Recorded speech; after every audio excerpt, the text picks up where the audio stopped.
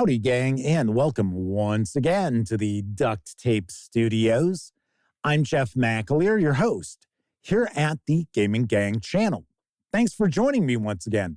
June is Small Publisher Month here at the Gaming Gang, and today I am going to share my review of HârnMaster 3.5 from Columbia Games. This is written by N. Robin Crosby and Tom Dalglish, with artwork provided by Michael Codd, Eric Hotz, and Richard Lusek.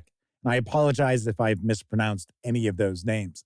Now, you can grab the physical box set for an MSRP of $49.99, or snag just the PDF alone, which clocks in at 172 pages, over at DriveThruRPG for $39.99. All that said, let's swing on over to the other camera because here I've got HârnMaster 3.5. A few things to mention before we get stuck in. First of all, my friends over at Columbia Games were kind enough to provide me with this review copy, but neither I nor anyone else affiliated with the Gaming Gang has received any other sort of compensation for me to share this review with you. These days, it's important you know that. We're also not going to look at each and every page, and I'm not going to discuss each and every mechanic of HârnMaster, but I do want to give you a very good feel for what you're going to find with this edition 3.5. Lastly, you probably have noticed this is not a book, this is a binder. And that is because Columbia Games provides the physical HârnMaster in a box. It is hole-punched cardstock pages, so you have to provide a binder for it. I will mention, if you are getting the physical edition of HârnMaster, by all means, make sure you get those little rings to put on the pages, because just reading through this once, I did notice some of these pages were getting a little dinged up around these holes. Not terribly, but you want to make sure if you're making the investment in the physical release that you do try to protect it as best you can. All right, so let's jump on in. If you're not familiar with HârnMaster, HârnMaster is a low fantasy role-playing game system. Harn World is the setting for HârnMaster, and there are many, many releases for Harn and over 1 million words written for it. I know that for a fact. So if you are looking for a low fantasy or even a no fantasy historical role-playing game, then HârnMaster should really be on your radar. Now, it does have a reputation of being a crunchy system, a very dense rule system. And I will take issue with that. Now, depending on what sort of role-playing game you've got experience with is going to pretty much provide your mindset on how complex you feel HârnMaster ends up being. So if you are used to playing very rules-light role-playing games, yes, HârnMaster is going to come across as being extremely complex. If you're coming from, say, 5e D&D, it's a different complexity, but a far more realistic setting and a far more realistic combat system as well, as opposed to, say, Dungeons and Dragons. And of course, once again, this is low fantasy, although you can make adjustments to make it high fantasy, just like you can make adjustments to make it no fantasy and make it historical. Now, if you happen to be coming from, say, RuneQuest or basic role-playing in a fantasy setting or RoleMaster, you're probably going to find the complexity to be comparable. To be honest, I have not played or looked at the latest edition of RoleMaster, but back in the day I had it.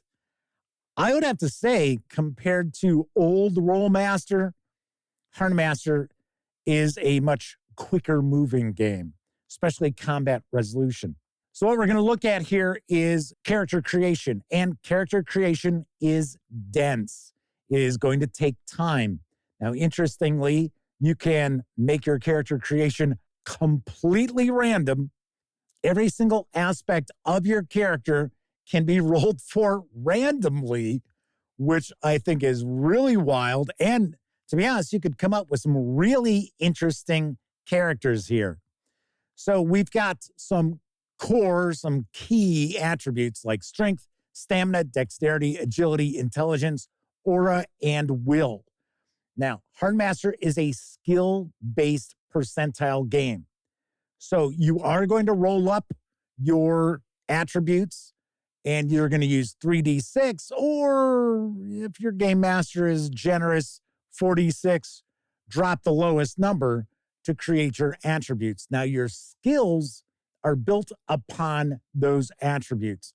So your skills are going to show 3 attributes. Now, it could be the same attribute 3 times, and you'll actually divide that total by 3 to get your skill level.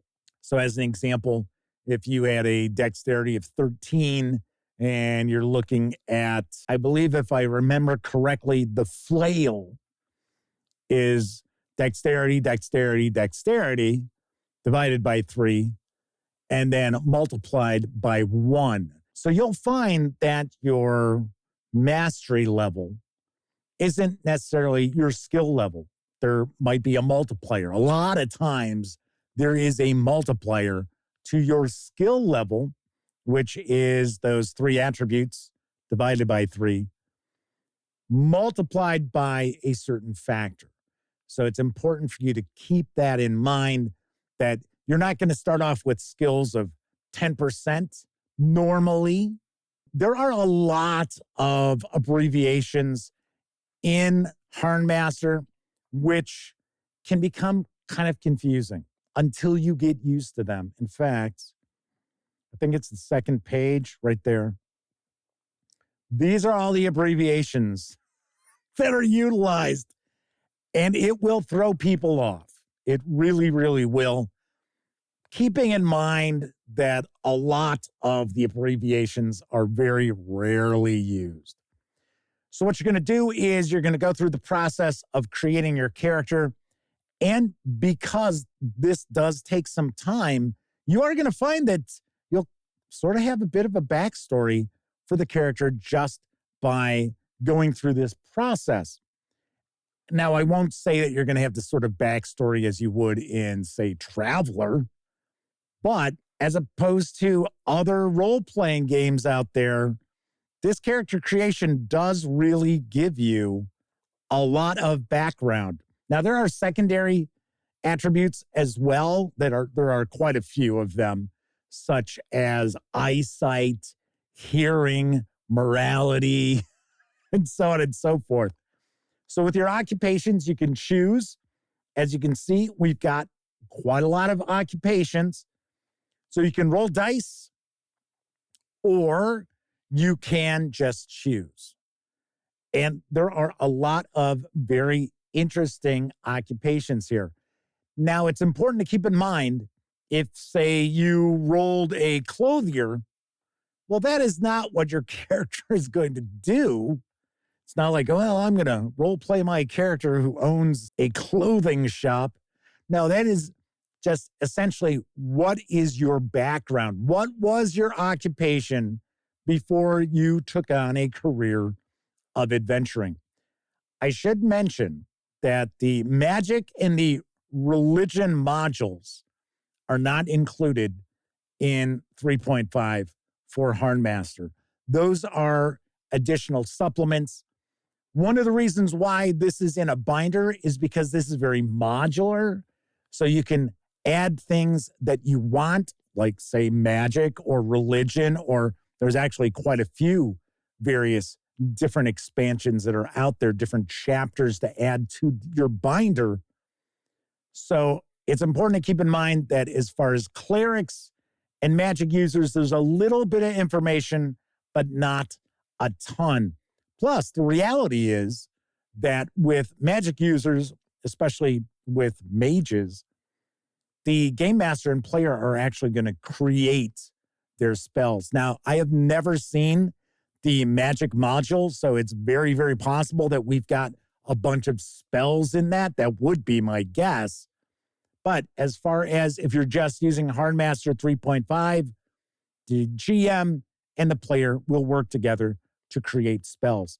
Here we get a list of our skills, as well as how we determine what the ML is, that mastery level. Now, we also have a sun sign that gets rolled up, which actually can provide bonuses to various different skills. I thought that was kind of interesting too. And funny enough, now I didn't study each and every skill. I don't think there's any sun signs that provide negative modifiers. It's always positive modifiers. As far as non-human species, players can play as elves or dwarves, so those are in the mix as well. And of course, work together with your game master to determine if there's other species that you could utilize in the game also. There's a bit of a bestiary in the book.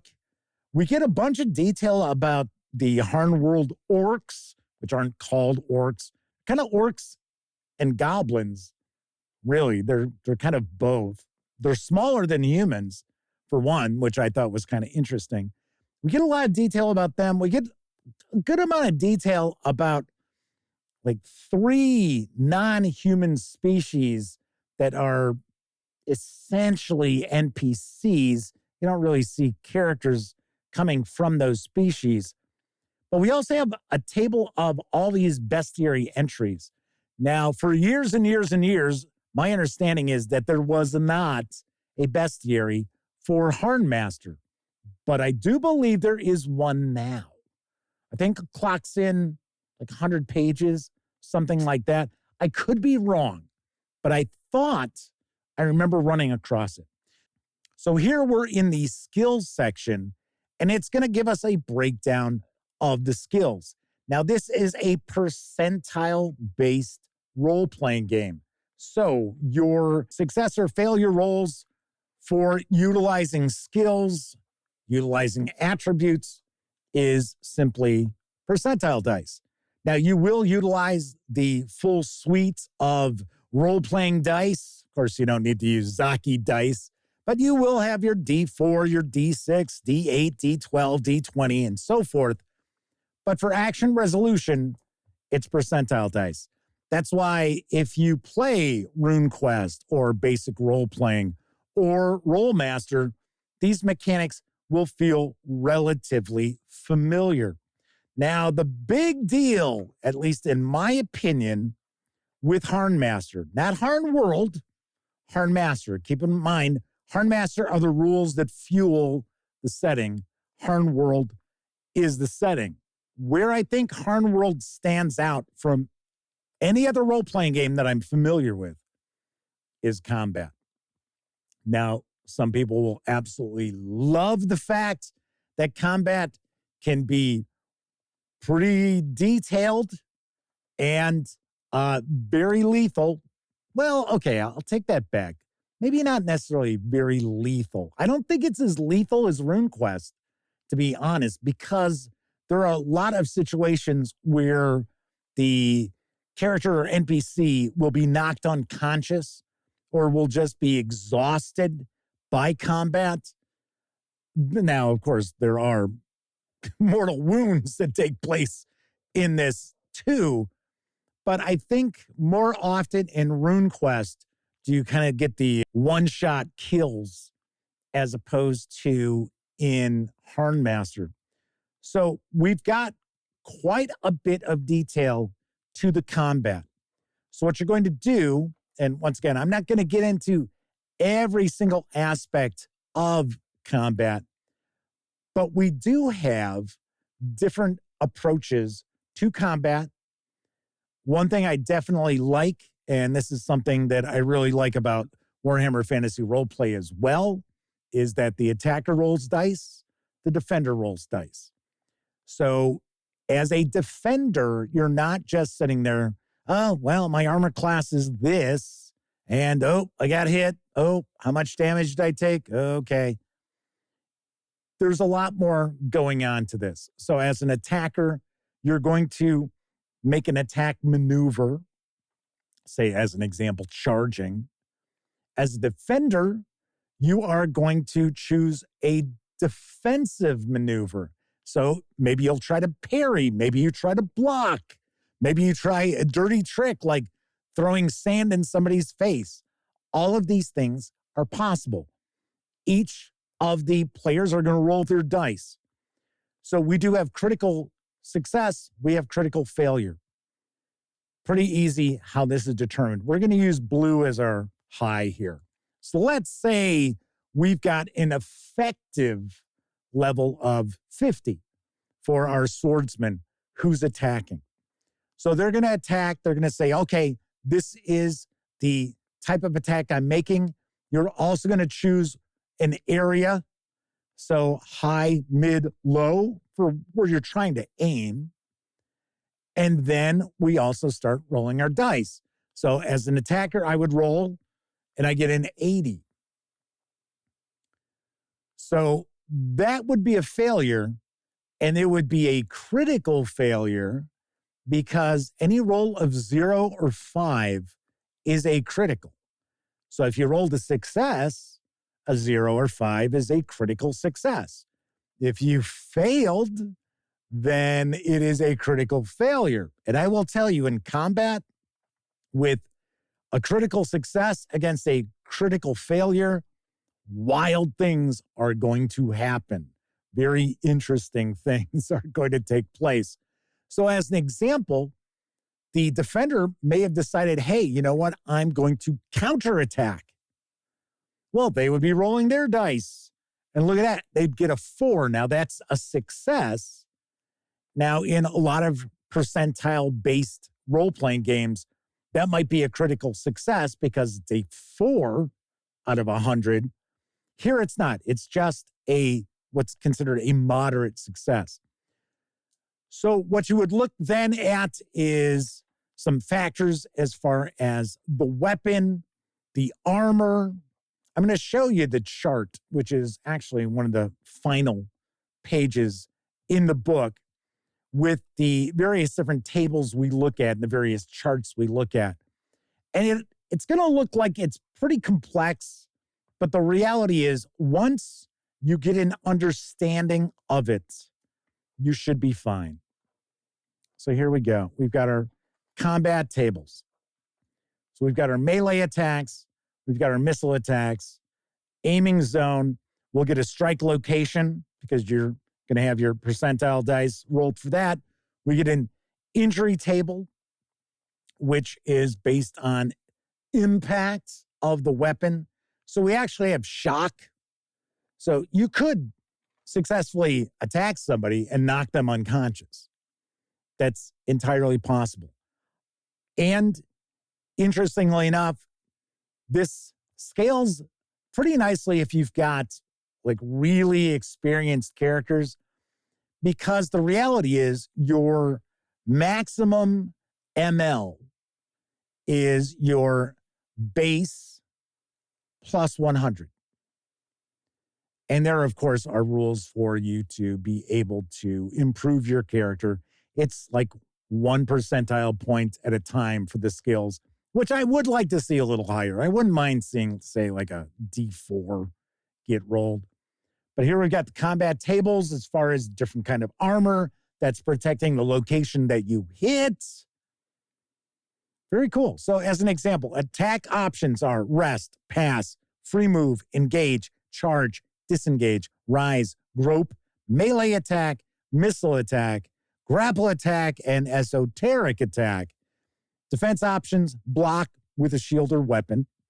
Counter-strike, dodge, ignore, or a grapple defense. Missile defense, esoteric defense, opportunity fire. Catch the missile. So very, very cool. So one thing I should say as far as the combat, it looks to me as if combat will be very narrative. And you are not going to see combats last an hour or 45 minutes. I think the combat, from what I can see, and if I'm understanding these rules correctly, should be fairly quick. Now, if you have experienced characters and NPCs going back and forth, it can make things like if the characters have over 100 in their skills, say sword or flail, what have you, then what's recommended is to actually maybe have their skill so that there is opportunity for failure and things along those lines. So very cool, very cool. Like the combat quite a lot. But once again, I got to mention, it's pretty complex, especially compared to any sort of rules light sort of role-playing game. As you can see, we've got various different topics as well, such as mounted combat, jousting. Then we get into healing and medicine and physicians. We get a section on psionics, surprisingly enough. We don't get details about magic or religion, but we get psionics. We also get a campaign section, which is aimed at the game master, with a lot of random tables as far as encounters based on terrain, campaign journal. We get into treasure, once again with a bunch of tables as well. All different kinds of things like potions and elixirs, weapons, gems and jewelry, magical items. As I mentioned before, this is a default low fantasy setting. But like I said, with some adjustments, I could easily see this being epic or high fantasy. So as you can see, we got a lot of pages devoted to our treasure. We get some examples of treasure. They tend to be magical items. Here's our bestiary I was talking about. So we will get these tables here, as you can see, with all the stat blocks. Give you a better look if I show it this way. So we've got cats, right? Cheetahs, cougars, lions, tigers, and bears. Oh my. Oh yeah, bears are in here. Don't worry. And then, of course, we get fantasy creatures too, but we don't get really a ton of detail. We get some skill information, we get their attributes, and that's pretty much it. Now, these are the orcs, goblins of Harn, the Gargoon. And I will say, they're actually really interesting. So they aren't your typical orcs. They are not bloodthirsty killers, and they're not misunderstood. So I like that quite a lot. And then we get into a couple of other types of non-human creatures here. Just giving you an example. So they are by category is what we get. So I guess I should say we get like 3 categories. Now, as far as the Harn World books, the various different kingdom books, those probably go into a bit more detail about some of the non-human species. And of course, as I mentioned, to my knowledge, there is a bestiary that is now out after years and years for HârnMaster. But we're going to wrap up with an index, which is essential. And it's really well done, too. So as an example, where do we find tangle attacks? Now, keeping in mind, we do not have page numbers here. We have section numbers, right? So treasure 4, treasure 5. So if I found something like, okay, where are gems and jewelry at? Where are gems? It's going to tell me treasure 5. That's how we find it. We get our combat tables, our character sheet, otherwise known as a character profile. And if you purchased the box set, if you're getting the physical box set, you will get a big pad of character sheets. I thought that was very nice also. So that is a look inside HârnMaster 3.5 from Columbia Games. And as you can see, I'm trying to be careful that I'm not tearing any of these rings on the cardstock pages. So let's swing on over to the other camera. I'm going to share some final thoughts and give this a review score. I have to say, for myself personally, HarnMaster is probably a little more complex than I would want as far as, especially combat. The determination as far as just skill, success, and failure is pretty easy. It's pretty standard for a percentile-based role-playing game. I do like the 0 and the 5 being criticals, so you get more criticals. Now, of course, you get more critical failures as well as critical successes, so I find that pretty interesting as far as the 5s and the 0s making your rolls a critical. Definitely dig that. Now, if you are out there and you are looking for more complexity to your role-playing games, more complexity to your combat, more tactical options for your combat, deadlier combat, then HarnMaster is definitely something you want to take a peek at. If you are looking for a more realistic and gritty kind of fantasy European setting that's more Dark Ages, Middle Ages, but it's also low fantasy, definitely recommend giving HarnMaster a look. Now, of course, even if you're looking at doing something where maybe it's just a historical role-playing game that is based on real history during the Dark Ages or Middle Ages, I would say take a look at HarnMaster, but keep in mind that the setting of Harn is pretty much baked into the core rules. So it might be a little difficult to separate the chocolate from the peanut butter, but I do think it could be done. So if you are looking for a historical European sort of role-playing game, definitely give HarnMaster a look. I should also point out that if you are coming from a rules light system, maybe even 5e D&D, and you don't really want complexity, I'll tell you right now, HarnMaster 3.5 is not going to be up your alley by any stretch of the imagination. Also should point out that the magic is not part of this. The religion is not part of this. So as far as mages and clerics, you're a little bit on your own as far as creating them with your game master and kind of deciding on things. Now, of course, the magic and religion expansions are available. They would go right on into a binder. But keep in mind, it's low fantasy, so may not be that big a deal that there's no magic or religion that is included in this core set.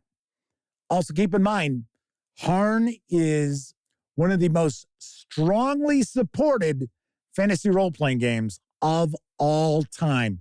Yes, of course, it's not Dungeons and Dragons support, but there are millions of words written for Harn World, HarnMaster, and the Harn setting. So you will not be at a loss for supplemental material or adventures or anything like that. In fact, there are various different kingdom books. There are additional supplements for other sorts of adventuring, such as, say, Tales at Sea or mass battles, sieges, things like that. There are supplements out there that handle that as well. So one thing I have to say, though, is I'm really surprised that you can't get a hardcover copy of HarnMaster 3.5. I completely understand it is modular in nature. So yes, get a binder, put things in that you want to have in the book, add extra supplements if you'd like to it. I completely understand. But Harn World is now available as a hardcover, and that is also modular. The Kingdom books are modular. They're available in hardcover. They have Kickstarters every few months to bring new hardcover kingdoms to Harn over at Columbia Games. I'm really surprised, even as a print-on-demand option from DriveThruRPG, because Columbia Games has tons of content available over on DriveThruRPG. I'm surprised that we do not have HârnMaster 3.5 as a print-on-demand option. Hopefully the gang at Columbia Games maybe takes a look at that possibility, or maybe do a Kickstarter in the future for a hardcover edition of HarnMaster and give people an option. Give them an option that they can buy either the box, which is going to have the cardstock pages, or grab a hardcover book. I think, now this is just my opinion, I sort of get the feeling that some people won't pick up HarnMaster, not because of its complexity, but because it is not available as a book. I have heard people kind of quibble about that, so I would not be shocked. So I would think HarnMaster could see a little more popularity if it was available as a hardcover volume. Now, people who love Harn absolutely adore Harn. People who are not familiar with Harn are kind of scared off by it. What I would definitely recommend, if you are curious about HarnMaster, Harn World, and the other Harn releases from Columbia Games, keep your eyes peeled, because on occasion we will see a discounted bundle pop up. I seem to recall, I think Bundle of Holding offered Harn at one point. And a lot of times with the Kickstarters that Columbia Games will have, they will do a PDF special where they give you a copy of Harn World or HarnMaster and some other PDFs as well for like $1. And of course, on thegaminggang.com, I always share news about those. And of course, on my live stream, the Gaming Gang Dispatch, I share news about that as well. All right, wrapping on up, what do I think as far as HarnMaster 3.5? I like it. I'd certainly recommend it. It is probably not the sort of system that I would turn to for a fantasy role-playing game, simply because as I've gotten older, I've moved more towards rules light approaches, but I can certainly see the appeal. And this is phenomenally put together. It really is. So as far as a review score, I'm going to present it this way. If you are someone who plays RuneQuest or basic role-playing in a fantasy setting or RoleMaster, and you're looking for something that's different but still utilizes a percentile system and is going to be more tactically dense as far as combat, but the core mechanics, percentile dice, are effectively the same, I would say this is like a 9 or a 9.5, no joke. Now, of course, if you are someone who is scared by rules complexity, you're going to have a far lower score, maybe 6.5, 7, if even that high.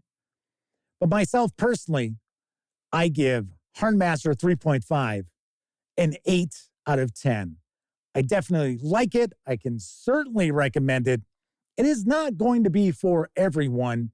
And the reality is, it probably would not be my fantasy system of choice that I would turn to, but I certainly can respect how good it is. All right, that is it for this time out. If you like this video, by all means, please give it a quick thumbs up. Subscribe to the Gaming Gang channel if you haven't already. And if you do subscribe, don't forget, ring that bell. It'll not only let you know when I share videos such as this review, it'll also inform you when my live stream The Gaming Gang Dispatch airs Tuesday, Wednesday, and Thursday evenings right here on YouTube at 7 p.m. Central. Of course, when you're not watching videos on the Gaming Gang channel, be sure to visit thegaminggang.com for all latest in tabletop gaming news, reviews, and a whole lot more you will not find here on the YouTube channel. You know the drill. Get your geek on at thegaminggang.com. Once again, I'm Jeff MacLeod. Thank you very much for watching. Until I see you next time, I certainly hope all of you get to enjoy plenty of great gaming with your gang.